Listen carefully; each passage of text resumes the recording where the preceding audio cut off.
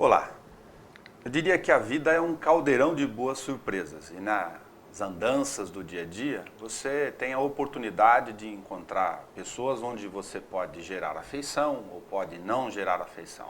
Todo dia você tem uma oportunidade de conhecer histórias, trajetórias e nessas andanças você pode, se você parar um minuto para ouvir a história de quem está do seu lado, você pode acrescentar alguma coisa na sua vida ou não, seguir adiante, dar um passo atrás.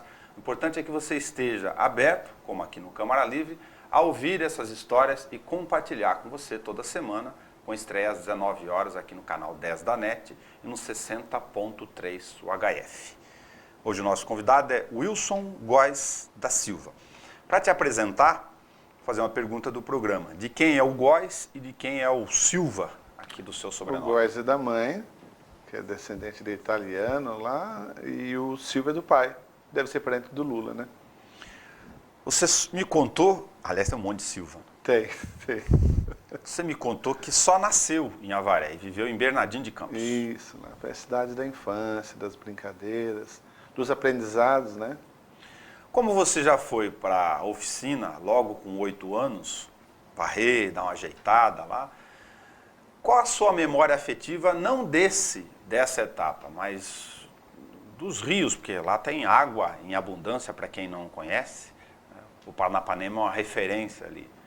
É, por sinal, muito lindo, né? Sim. É muito lindo, né? A gente Você teve toda a convivência infância, com a beira do rio ou não? Toda a infância ali era nadar, ir pescar, caçar, enfim, toda a infância foi naquela região, né?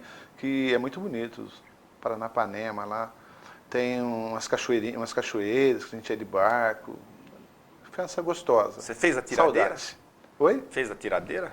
Não. Chegava Na tanto? época era pular de cima da ponte de uma corda, ou do próprio beiral da ponte, de Timburi, eram essas brincadeiras. Descer o Rio Pardo de boia, eram essas coisas. Você tem 3 irmãos. O seu pai era caminhoneiro.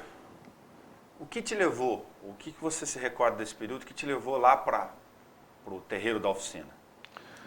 Na verdade, meu pai viajava muito, sumia, né, nas andanças deles, e aí ficava eu e minha mãe mais, né, meus irmãos.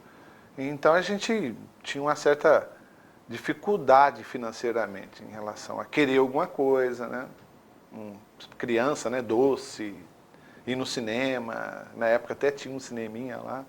Então eu senti uma falta e espontaneamente eu falei, vou ganhar meu dinheiro, né, mesmo pequeno. Foi onde que fui atrás. Ganhava pouco, mas pelo menos eu não tinha que pedir nada para ninguém. Gerava a receita. Gerava um dinheirinho para mim comprar os meus gostos. Você fez o colegial lá? Fiz o colegial lá, fiz no Abreu Sodré o primeiro grau. O segundo grau eu comecei, depois eu terminei em Ourinhos, numa suplência noturna. Vou fazer o que eu chamo de vários recortes aqui. Você casou com que idade? Eu casei com 28. 28. Então, só para sistematizar o recorte. Com 17 você foi para Santo André. 17 fui para Santo André. O que você foi fazer lá? Fui morar na casa dos amigos, na verdade era a mãe, os filhos me convidaram, e eu fui tentar a vida lá. E entrei numa oficina lá que chamava Caravelas, acho que não sei se até hoje existe, era uma oficina grande. Aí fiquei um tempo lá, um período lá trabalhando. Na época, os pais, tudo bem? Vá? Era só a mãe mesmo, né? Que eu falei, pai sempre ausente, né? Mas sabe como é que é, né? Naquela época acho que tinha mais dependência do que hoje. Que era mais difícil, eu acho. Hoje você pega, agora. Você vai falar pro seu pai, vou sair de casa, ele vai falar assim, tem bandido, tem assalto, é perigoso. Antigamente não, você falava, vou sair, vai com Deus. E que tal essa experiência? Foi um choque lembrando no tempo? Não, foi bom. Foi bom? Foi bom. Tudo que passou, dos ruins aos bons momentos, teve seu positivo, né? Eu sei, mas se você pegar um menino de 17 anos querendo atuar como homem, é só olhar para o tempo agora. E o Wilson conversar com ele, você fala, ô moleque, onde você vai? Você vai deixar aqui os seus passarinhos, o rio, a ponte, e vai se aventurar para a selva de pedra lá. Isso não causou para você um... Não, porque sempre voltava, né? Nunca perdeu o vínculo, né? Saía, trabalhava, final de semana, juntava o pessoal Sempre fui assim na cidade lá, até hoje, né? De volta para Bernardino. Aí chegava no final de semana, cada um com seus ganhos ou, né, com suas perdas, mas estava lá se encontrando, festando, voltando para o Rio de novo, fazendo as suas bagunças lá. Você jovem foi cigano aí também. Fui cigano. Estava Viajei anotando por aqui, vários tinha lugares, né? Mairinque, Ponta Grossa, Ponta Londrina, Grossa, Ponta Porã. Ponta Porã. Divisa com o Paraguai. Pedro Juan Cabaleiro, morei do lado lá. Tudo Fácil. tentando emprego? Tudo já com alguma companhia.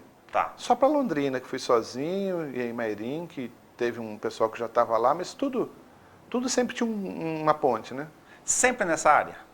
Sempre nessa área. É. Parei um tempo para mexer com uma outra área de vendas, fiquei até, porque eu estava enjoando mas acabei voltando. Você falou que foi vender livros Fui vender livros. religiosos? Não, nas Ou não? escolas, Livros de educação? Isso, parecia uma bíblia, né? Aqueles livros Os atlas grossos. lá? Entrava e divulgava. Enciclopédia? Parecia professor. Tinha gente que chamava a gente de professor. Mal sabia que não tinha acabado o segundo grau ainda, né? Mas você estava na funilaria aqui. Quem te levou para o livro? Como é que surgiu esse Eu estava meio na de concessionária nesse período. Tá. Aí. Aí teve uma queda no mercado. O pessoal lá da empresa falou assim, você ganha, acho que era o RVs na época, você ganha 900, a gente vai poder pagar 500. Você quer ficar? Eu falei, não. Aí já tinha um pessoal da minha igreja, que eu sou da Você está presbiteriana. falando do plano real aqui, 94. Sei lá, mas eu lembro que eu ganhava o RV. Só me lembro que tinha um pessoal da minha igreja que estava já com essas vendas de livros e estavam tendo um lucro bom, me convidaram. Aí eu fui. Você não lembra? Unidade de referência de valor, para fazer a equiparação da moeda. Eu fui vender numa cidadezinha que chama Cotia. Primeira vez. Me lembro que eu entrei na sala de aula, tremia que nem um bambu verde. Imagina você querer palestrar para um monte de alunos de segundo grau, até o linguajar tem uma certa dificuldade. A primeira entrada eu falei meio assim, o pessoal tirando sarro, sabe, criançada. Né? Saí da sala de aula, falei, não sei, não dá para mim não. Aí eu liguei até para minha esposa, falei, é Raquel. Falei, então, dona Raquel, acho que eu vou abandonar isso aqui, eu vou voltar a bater lata lá, porque esse negócio não é para mim não. Deus o livre, difícil. Ela falou assim, você que sabe que eu vou volto, mas você vai estar todo dia sujo, trabalhando até as 11 horas da noite, para ganhar o que você sabe que você ganha, né? Então, você que manda. Voltei para a sala, estiquei o peito, dei uma treinada no intervalo, aí arrebentei. Aí o que eu ganhava nos livros, vamos supor, numa semana eu tinha que trabalhar um mês para ganhar na funaria. Então aí foi onde que eu fiquei, uns par de tempo ligando meu dinheiro. Por que você voltou então, se deu tão certo? Eu viajava demais. Conheci Vitória, Espírito Santo, Brasília, Gama, Rio Grande do Sul, Santa Catarina. Viajava muito, muito, muito, muito. E só de carro ainda. Fala com os jovens agora então. Digo para você transferir essa experiência. Você foi um cigano aqui, como você mesmo definiu, emprestei da sua própria citação, tentando encontrar a vida, a experiência da matriz da mão de obra do trabalho manual desde cedo, se deu bem com isso, foi tentar um outro setor, voltou, costurou, se deu bem, mas cansou de viajar. Um tinha a sujeira com o trabalho muito tarde, eu digo a sujeira física, né, numa área de oficina, e o outro, essa questão do tempo aí também. O que você diria para um jovem de 17 anos se ele tivesse na mesma pele do Wilson? Se ele tem uma estrutura familiar boa e condições financeiras, ou até que mesmo que não tenha condições, mas tenha força de vontade, estudar, né? Estudar, terminar os seus estudos, procurar uma profissão que lhe seja agradável. Porque, no fim, eu rodei tudo, mas eu fui pegar o ponto que eu gosto agora. Agora eu digo, 10 anos que eu faço martelinho. Ver como ficar. Então, eu rodei, circulei tudo para achar uma profissão que eu amo, que eu faço, modéstia à parte, bem, né? Gosto de fazer. Até, então, o pessoal que leva lá na minha oficina gosta do serviço, me elogia, enfim. Então, precisa rodar muito para chegar. Então, assim, você tem que procurar, sim, mas acho que não tanto tempo que eu procurei, né? Poderia ter, mais novo, já ter caído para uma área que gostasse mais, né? Enfim. Se a Júlia chegasse agora e falasse, pai, vou cair no mundo.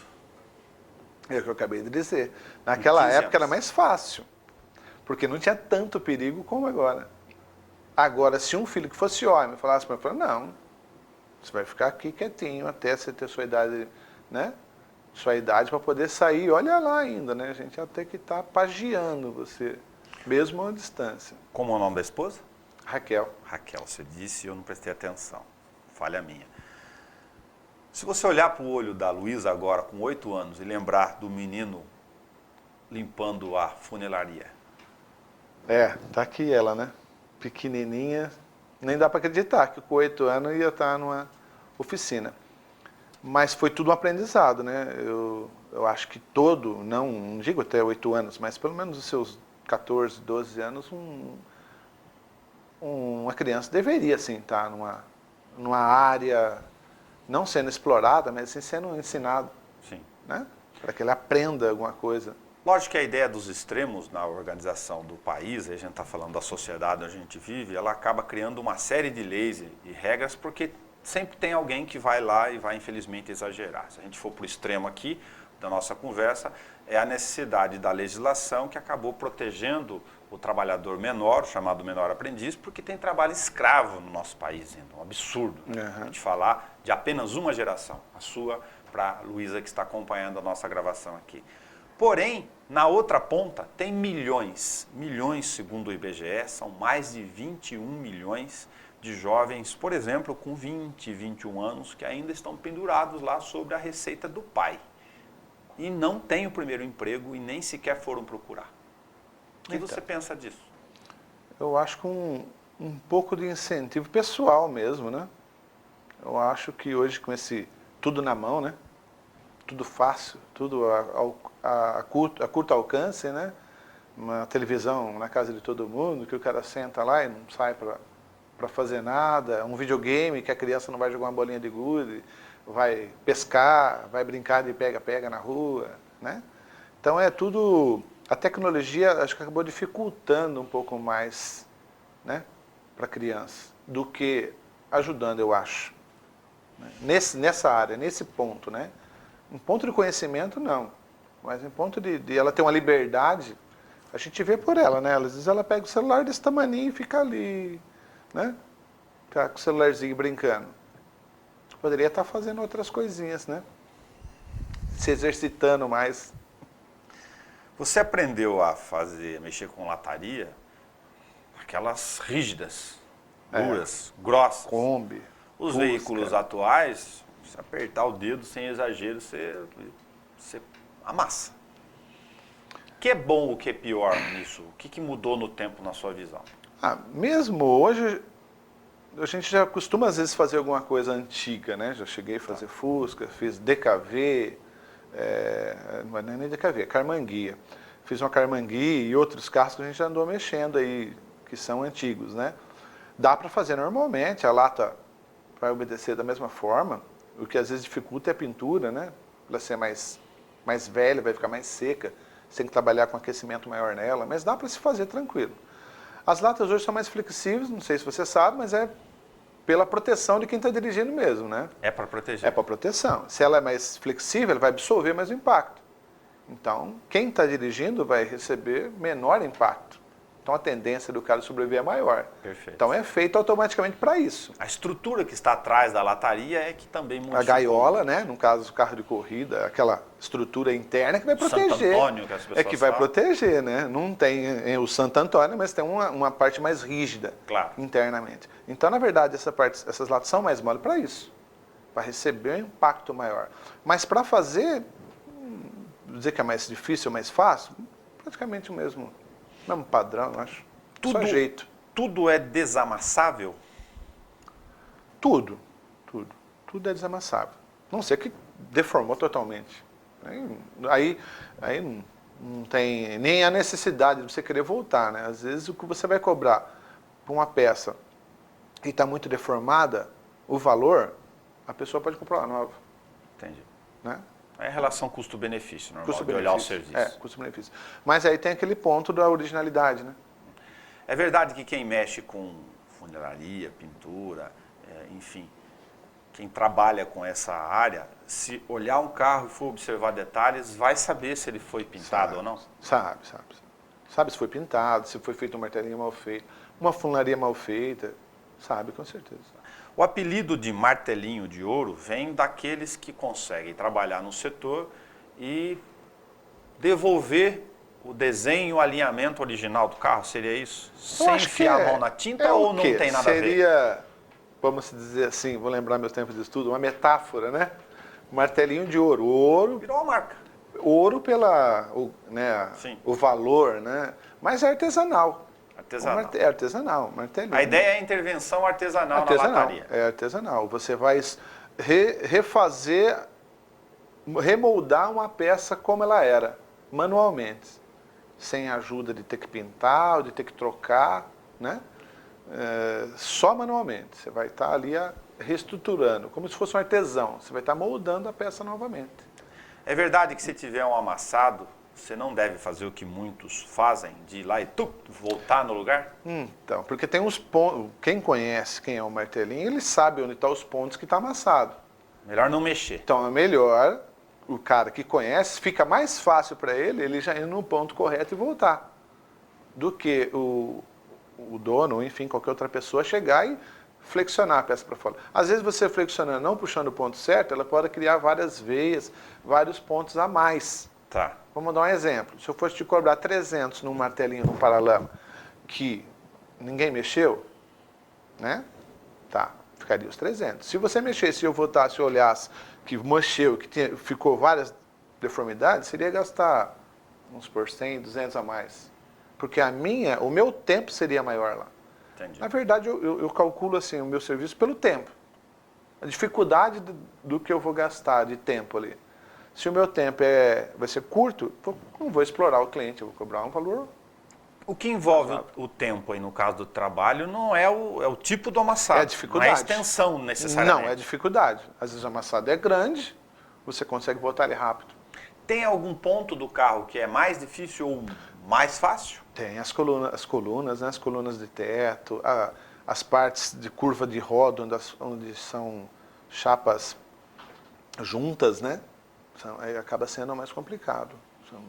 A gente desenvolveu, depois de um tempo, de ficar treinando aqui e ali, algumas coisas que os martelistas não faziam, né, um tempo atrás. Né? Vamos supor, quando faz uma batida que a chapa cresce, estica. Eu conheço alguns martelinhos que não falam que não tem mais jeito, mas tem. Tá. Você consegue encolher ela internamente sem danificar a pintura e voltar ao normal. É muito mais difícil, mas você consegue. Qual a função? O calor aí que ajuda? Aí, no caso, eu uso o choque. Choque térmico? Não, choque elétrico. Choque elétrico Choque mesmo? elétrico. Eu uso uma ferramenta que chama spotter ou um carregador de bateria. A gente começa a trabalhar por dentro, né? E ela consegue retrair e volta. Tem uma série, lógico, de segredos, de olhar, como tudo no dia a dia. É um trabalho plástico, né? Como o cara que vai moldar uma peça de cerâmica, enfim. É uma série de habilidades ali. Agora, todo mundo que chega lá, ou que chegou para trabalhar com você com esse tempo de experiência, sabe fazer? Porque é uma questão sua de olhômetro. Não sei nem se tem cartilha para isso. Mas você bota o cara para mexer e ele fala, opa, esse tem jeito, esse não tem jeito. Um exemplo, que nem o que eu falei de voltar para-choque de caminhonete cromado, a gente consegue fazer martelinho. E eu nunca ouvi falar que ninguém faz, que é duro e é cromado. Tá. Plástico, às vezes, esses tempos apareceu um cara com a S10 zero, bateu e afundou o para-choque de plástico. Consegui fazer uma martelinho no plástico dele. No plástico, com a lâmpada, tudo certinho, voltou, ficou perfeito. Mas aí é o próprio profissional buscando alternativas e evoluindo, né? Tem algum material que dá mais trabalho ou complica aí nos carros? Então, existem uns carros importados que são algumas peças de alumínio. É 100% alumínio. No entanto, que eu uso imã para prender a minha lâmpada, para poder dar o reflexo, né? E nele, cola, não dá. Você tem que usar o tipo uma ventosa para fixar a lâmpada. Por que o alumínio é mais difícil? Então, ele não obedece tanto quanto a lata, apesar que a lata também tem um grauzinho de alumínio nela, né? Por isso pode ver que os carros hoje enferrujam menos do que os antigos. A antiga corrosão era, né, 100%. Ela tem um grauzinho, mas as de alumínio puro é mais complicado. Você pega uma Audi, uma BM, enfim, qualquer carro da linha importado tem geralmente o capô, alguns é inteiro, né? Cherokee, algumas outras coisas. Aí você tenta voltar, ela, não sei se é o efeito do alumínio, mas ela forma umas estrias, ela dificulta. Entendi. E bem mais dura, assim. Ela é flexível, mas para trabalhar acaba sendo mais dura. É Dá difícil mais de explicar, né? Dá mais trabalho. Entendi. Mas é mais complicado. É mais complicado. Risco tem alguma diferença para efeito de trabalho manual que é o teu em relação ao amassado só ou não? Olha, o que a gente fala, todo amassado é feito. Se tem um risco, vai ficar o risco. Às vezes o cara prefere deixar um risco, mas a peça dele original, pincela o risco. Às vezes o cara prefere fazer artesanal, deixar a peça dele original e fazer um retoque no risco. Tá. Mas se faz, tendo o risco ou não, não vai ter problema em fazer o serviço. Tá? Quando você vai lavar os carros, enfim, os lavadores, eles oferecem um monte de produto, né? E alguns oferecem serviços também, né? Vem com a polia na mão. O que você acha que funciona? Ah, Ou o que tem sentido? geralmente, a cada, vamos supor, aí, a cada 2, 3, 4 meses, é bom você dar uma geral na lataria no caso da cristalização, né? Para proteção. Espelhamento. Mas para revigorar a pintura, né? Para ela dar aquele realce de original quando você tirou, lindinho. Então acaba sendo tendo um benefício, assim. Porque o carro a rigor da indústria automobilística é feito para ficar sobre a intempérie, inclusive o calor. Lógico que fica lá exposto todo dia, 24 horas. O ideal, se tiver uma garagem, é melhor, na sombra. A questão é que não é só o calor, é a poluição. Outros né? elementos. A poluição. Às vezes a cidade sempre tem uns pontos que a pessoa está pintando um portão, uma grade, uma janela, e esse poeirinha de tinta ela fica aí circulando. Então pulveriza o carro, aí você passa, está áspero. Então acaba tendo que ter essa manutenção. Eu acho que é interessante, é bom.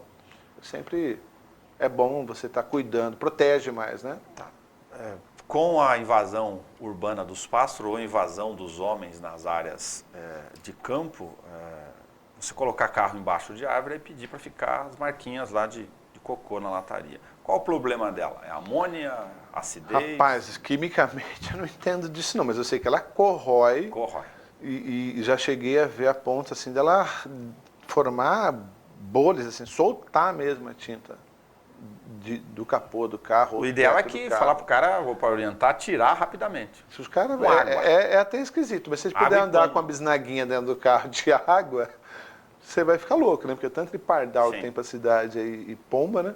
Mas o ideal é você já ver a sujeira, já retirar, para que ela não coma. Não grude não lá. só o cocô, como você vem de uma viagem, por exemplo, aqueles bichinhos que grudam as tripinhas dele, né? Que você atropela na viagem, aquilo lá também corrói.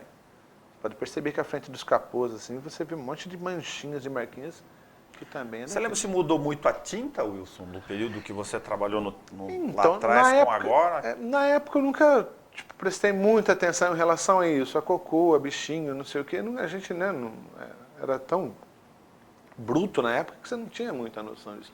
Mas eu acredito que parece que era mais resistente. E dá a impressão, porque hoje, com tão fácil, né? Vamos supor, você vê os carros novos hoje aí, um carro não tem, sei lá, 5 anos de uso, a tinta já manchou, ela não resistiu que seja um cocô, por mais que tenha química nele, né? Então, eu acho que isso também acabou influenciando no caso do trabalhador, né? Antigamente era muito mais química nas pinturas, né? Para você pintar um carro. Sim. Era muito mais. Hoje tem tintas, acho que a da Honda, se não me engano, é base de água.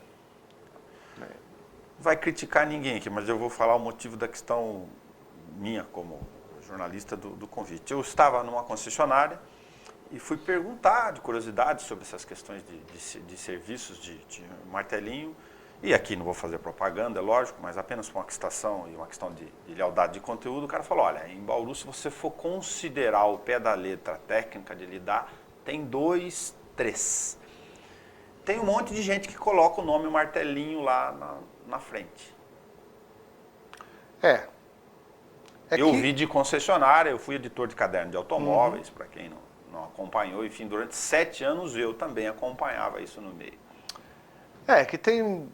Eu acho que tem que ter um pouco de dom também, né? Então, eu tenho um funcionário lá, o Joãozinho, ele já está fazendo e está ficando... Você não acha mais o defeito no serviço dele. Tá. Ele está há 3 anos comigo. Né? Então, ele demorou esse tempo todo para ele começar, e ainda não faz totalmente, para ele começar a pegar o ponto. E as pessoas vão por aí, você vê na internet muito isso, você vai fazer curso em, né, São Paulo, enfim, vários outros lugares, e o cara promete que o indivíduo vai lá e faça, mesmo ele nunca ter mexido com carro, que eu falei que eu aprendi em uma semana praticamente, sim. mas eu estou a vida inteira com carro, mesmo que o cara nunca mexeu com carro, ele fala que você vai lá e em uma semana você volta profissional. Então é isso que ilude, né, a pessoa. E é onde ela monta alguma coisa e vai estragando alguns carros, e quem sabe até com o tempo ela se aperfeiçoa sozinho. Só que fazendo Pode experiência estragar. com a lataria do outro. Fazendo experiência que ela estaria do outro. É mais complicado. Eu estou acostumado a mexer assim com bastante carro zero, né? A gente faz para Ford, Fiat não, mas a Ford, Honda, Volks, a gente costuma mexer com todas aqui da cidade e mais algumas outras aí. Então a gente começou com carro zero. E no carro zero tem que ter uma perfeição de 100%. Você não pode fazer martelinho num carro, vamos supor, é uma chuva de granizo, um exemplo. Sim. Você tem que deixar perfeito. Vai Senão... muito para você, o que vem do cegonhão aí? Acontece, né? Tá Acontece. sujeito. Acontece. O carro está no pátio, uma chuva de pedra, em Belo Horizonte, a gente foi um tempo lá, tinha mais de 5 mil carros amassados. Uma época uns anos atrás, que deu chuva de granizo lá. E a gente foi fazer na Fiat. Tinha uma concessionária Honda, fomos lá também fazer na Honda. Então, quer dizer, tudo carro que não tinha nem vendido ainda. Você é da área de serviço, vamos falar do seu lado mais empresário um pouco. Continua muito difícil ter um negócio no Brasil? Falta assim um bom incentivo. Tiver muito imposto, burocracia. né? Pra você ter ideia, a gente, vamos dar um exemplo aí, tem um custo, um gasto mensal aqui do que? 7 mil reais. Entendeu? Daí para mais, se for calcular tudo os seus gastos. E numa profissão que não tem, é mão de obra. Imagina um profissional que precisa usar não só a mão de obra, mas tem produto, tem material, tem custos. Então, eu acho meio difícil, complicado. Agora a gente está começando a montar uns pequenos reparos também de pintura lá na minha oficina, que acaba ajudando o cliente, né? Ele vai fazer um martelinho, quer fazer um para-choque, a gente faz também, né? Então, vamos dizer, completando o que eu já fazia e o que eu sei, né? Para que a minha empresa consiga manter também. Sim. Né? Olha, isso é muito diferente ainda, muito distante. Tanto em peças, e aí envolve também funeraria e pintura e lataria, a distância entre o preço de concessionária com a empresa paralela, né? Paralela. A empresa do mercado, organizada, que trabalha. É impressionante. É que a concessionária, você comprou o carro, ela dá as garantias desse carro. Sim, tem um custo embutido na própria função do negócio. Ela dá, você tem lá a primeira revisão, segunda revisão, e é onde que ela vai ter a margem dela. Sim. E aí ela, mesmo acabando sua revisão, ela não vai poder abaixar o preço desses valores. Eu imagino no meu pensar. Por quê? Se ela for baixar, ela vai ter que baixar a revisão. E aí o que ela tem? Ela vai ter que manter. Diferença muito grande. Mas, infelizmente, é que nem um carro. Hoje no Brasil, um carro popular custa o quê? 25 mil? Você vai em qualquer país, que seja da América Latina, custa o quê? A metade? A metade. É Brasil. Custo, mão de obra. Você conheceu a Raquel onde? Bernardino de Campos. Bernardino de Campos. Namorou quanto tempo? Namorei 14... Quando ela tinha 14 anos, a gente começou a namorar... Aí deu uma separada, cada um pro seu canto. Aí se encontramos novamente, aí namoramos o quê? Uns 1 ano, 2 anos, não sei, aí casamos. E agora? Se aparecer um Wilson lá com a Júlia, que tem 15. Vai levar um piau primeiro, né? Depois... Que piau, cara, explica. Vai levar um corretivo primeiro, né? Aí depois vamos ver quem é a pessoa, né? É diferente, né? É que eu estou falando, acho que hoje está meio complicado você confiar nas pessoas, né? Antigamente parece que era tão mais fácil, né? Você já via, a família tal, não sei quem, já tinha umas referências. Hoje não, né? Hoje você vê, o cara tá normal, de repente ele vai e dá um tiro no outro, entra no cinema, que nem esses tempos atrás, e mata um monte. Então meio, a mente humana hoje parece que está mais complicada, né? Você veio do interior? Anormal, né? Você veio do interior, como a gente contou, correu, enfim, buscando várias alternativas. Tem formação católica na família? Eu era católico. É? Nasci na igreja católica, vivi até, sei lá, uns 20 e poucos anos ainda. Católico não praticante, né? Sim.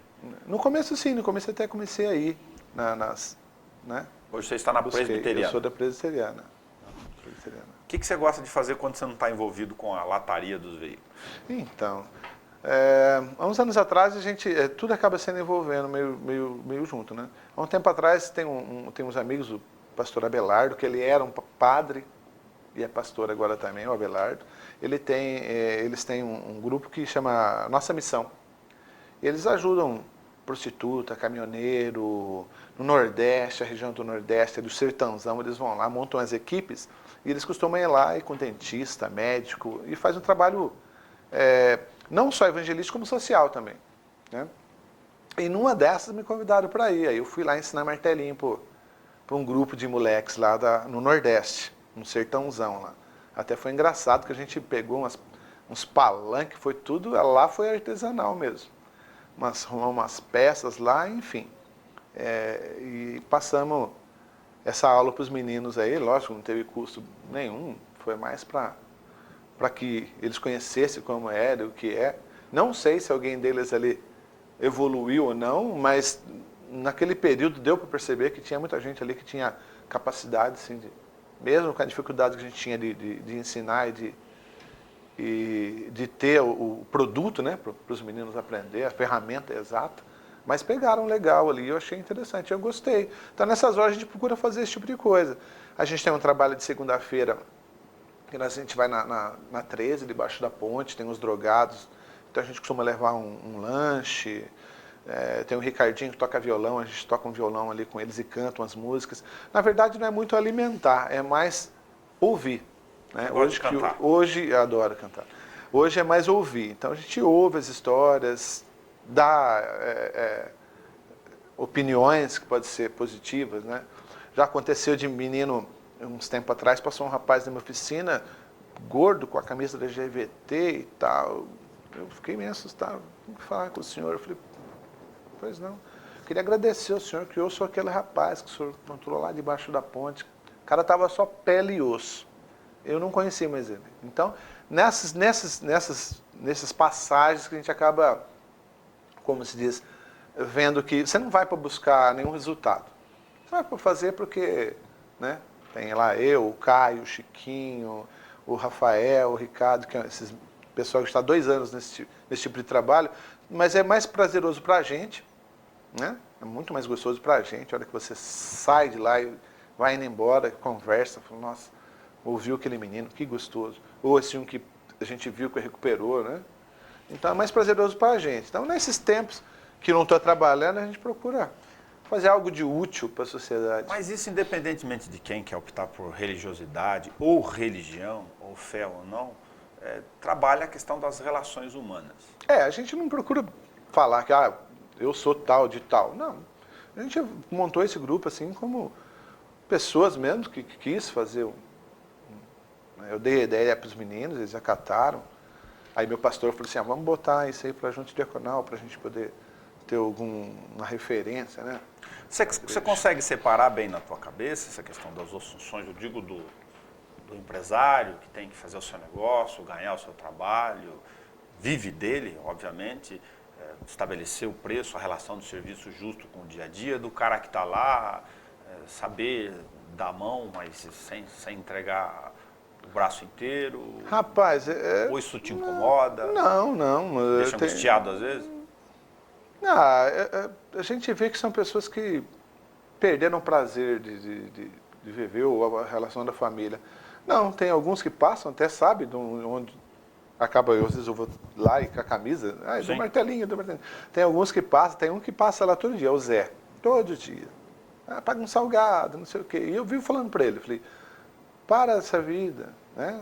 Quer que eu te interne? Vamos arrumar um lugar para te internar. A hora que você sair, eu garanto que você vai ter um emprego aqui. Porque eu acho que falta muita oportunidade, né? Falta muita oportunidade. Esses tempos atrás a gente estava almoçando lá e chegou um rapaz armado. Entrou lá dentro da cozinha lá e eu nem vi. Aí os meninos que viram que ele ligou a camisa estavam com 38 na cintura. Então, do jeito que ele entrou, ele ficou na porta assim. Aí, pois não, eu tô com fome, irmão, não sei o quê. Eu falei, senta aqui com nós aqui. Tava todo mundo comendo um marmitão na minha cozinha lá, né? Come aí. Aí nós dividimos a marmita, eu vi que ele ficou bem afastado da mesa. Aí ele começou a me contar que ele saiu da cadeia e só recebeu nada positivo, pessoas maltratando, né? Não, dá licença, não quero nada. Tipo, desfazendo, né? E que ele ia meter o canhão em alguém, não sei o quê e tal. Eu nem percebi que ele estava armado. Eu sei que ele comeu com a gente lá e conversou. Eu falei, não, né? Existe ainda pessoas que podem te ajudar, não é assim, né? Você também tem que ter uma força de vontade de correr e procurar os caminhos, como eu mesmo fui, né, com meus 17 anos, sozinho, pro fim do mundo aí, né? Então, enfim. Mas aí foi embora, os meninos me contaram, eu falei, então acho que ele ia soltar nós, né? Mas encheu a barriguinha, ficou mais calmo. E um tempo atrás ele voltou, acho que foi semana passada, dizendo que ele, com os papéis da prefeitura, que ele conseguiu internação e e até assustei um pouquinho, que ele falou assim, agora minha arma é outra. Ele ergueu a camisa, tinha uma bíblia enfiada, né, nos shorts dele. Eu falei, menos mal, né? Então, se uma atitude, assim, impensável, né? Porque você às vezes faz as coisas sem pensar, ajudou ele, muito bem. Que pessoas mais possam, ao invés de criticar, ajudar mais. Né? Você teve um equatoriano que te ensinou. Muitos não quiseram explicar pro jovem, pro menino lá. Teve um lençoense aí que disse que nem por 10 mil me ensinava. E no fim, depois ele chamou para trabalhar com ele. Olha como é que o destino é, né? Aí fiquei uns 4 anos com ele ali em frente ao BKCim, cuidando da oficina dele, mas sempre a gente tinha lá uns bate-bocas, né? Então acabei saindo e montando a minha mesmo. Mas quem me ensinou mesmo foi o Marcelo, um equatoriano, a oficina dele é na Água Branca. Eu fui com a minha motinha lá para São Paulo e lá que eu peguei pesado mesmo, lá que foi. Você tentou direito e jornalismo no meio do caminho, hein? Tentei direito e jornalismo. Primeiro foi direito, fui bem, cara. Fui bem, fui na colocação bom na UEL. Por que não continuou? Então, eu fiz cursinho. UEL, Londrina. Então, mas aí o que aconteceu? Eu tentei direito, fui bem, já na primeira animei. Falei, opa, beleza. Aí eu entrei na Mercedes lá, comecei a fazer o Metropolitano. É um cursinho que tinha lá bom na época. E faz Metropolitano, mas Londrina é Londrina, né? Metropolitano só funcionava de segunda a quarta. O resto era barzinho, era noite. Uma cidade festeira. Festa com o pessoal mesmo da Moçada escola. na rua. Enfim. Eu até tentei relações públicas na segunda, que eu achei que ia ser mais fácil. Falei, se eu fui bem na primeira, segunda eu vou passar, né? Não foi dessa vez. Fui bem também, mas aí eu já desanimei. Por que o jornalismo aqui depois foi fuçado? Eu sempre gostei de conversar, de ouvir. Eu sempre gostei da comunicação. Então achei que é uma área que para mim ia cair bem. Eu acho que para mim, se não fosse um martelinho hoje, poderia ser uma área que eu me daria bem. Sempre gostei de andar, viajar, buscar coisas novas, informações novas. Entendi. O que você guardou da Dona Piedade? Ainda está lá, Dona Piedade. Dona Piedade, as cintadas que ela errou, faltou. Se tivesse acertado, estaria um pouquinho melhor, mas está bom como está. Tinha um amigo que falava, essa cintada que meu pai errou, faltou ainda. Se ele acertasse, estaria um pouquinho melhor. Ajustava um pouco mais. Ajustava mais. Aí fica essa dica aí, né? Que não pode bater. Não, uns tapinha é bom para correção, sim. Educa. Porque hoje você vê filho xingando a mãe, maltratando o pai. Né? Você está falando no sentido de estabelecer limites, de ter referências. Biblicamente, as varadas, né? Que a própria palavra fala, né? Que tem que ter uma correçãozinha da vara, sim.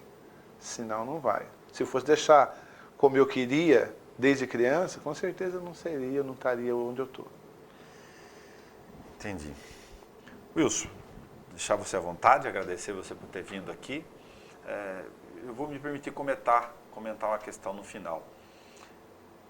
2 ou 3 pessoas que eu convidei para vir nesse programa, que é uma TV pública, me perguntaram, não por nada, por causa das relações comerciais da vida, perguntaram para mim, quanto custa? Você lembra disso? Então responde. Quanto custa o quê? Porque o cara acha que você está fazendo um trabalho, se conhece no dia a dia e que tudo tem preço. É disso que eu estou querendo dizer. Ah, tá. Não, nem tudo tem preço, né? Tem muita coisa que você faz por gostar, né?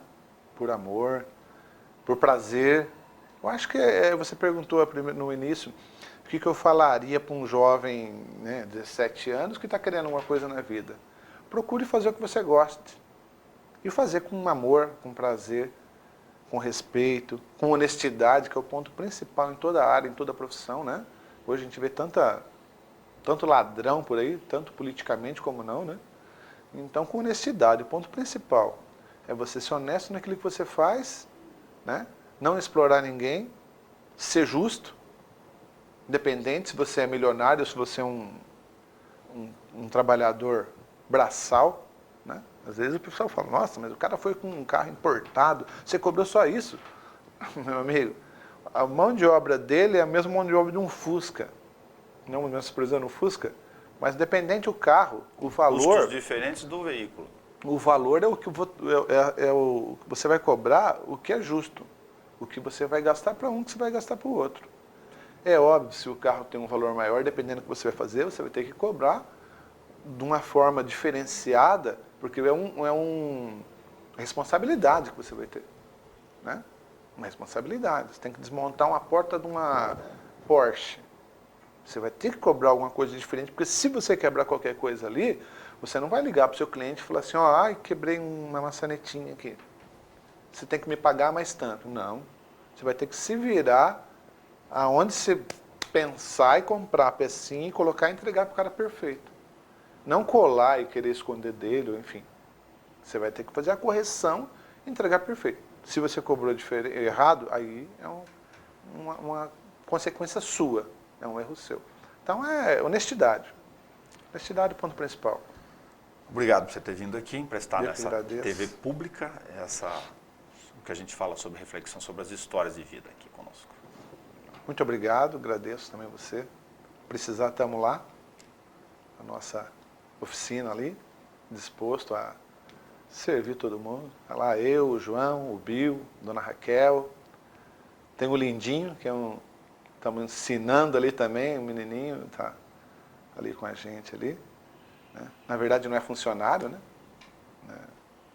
Está ali, de vez em quando aparece lá, a gente dá umas dicas, ensina alguma coisa. Se Deus quiser, que todos empresários, né, e a própria sociedade tivessem uma certa cuidado em relação a isso, né? Em vez de deixar essa molecada para a rua fumando maconha, crack, como a gente vê, né? Desse uma oportunidade para que essas crianças, se elas quisessem, é lógico, porque do mesmo jeito que eu, com 8 anos, fui atrás, deve ter vários que querem. Né? Ah, eu quero aprender isso aí, posso estar indo aí para ir pegando o jeito, para mim ir vendo se eu me adapto nessa profissão, né? Enfim, que desse mais oportunidades. Né? Eu acho que isso seria bom para ter menos jovens bandidos, né? Com certeza. Muito obrigado. Quando eu perguntei quanto custa, não custa nada. Não custa nada toda semana a gente fazer uma reflexão de vida de empresários, poetas, economistas, funilheiros, jornalistas, artistas plásticos, músicos e outras profissões. A ideia é, através das relações de vida, para que toda semana você seja o nosso convidado a conversar um pouco sobre o seu modo de vida e ver se nessas contribuições a gente pode contribuir com você em casa para a sua trajetória. Até o nosso próximo encontro.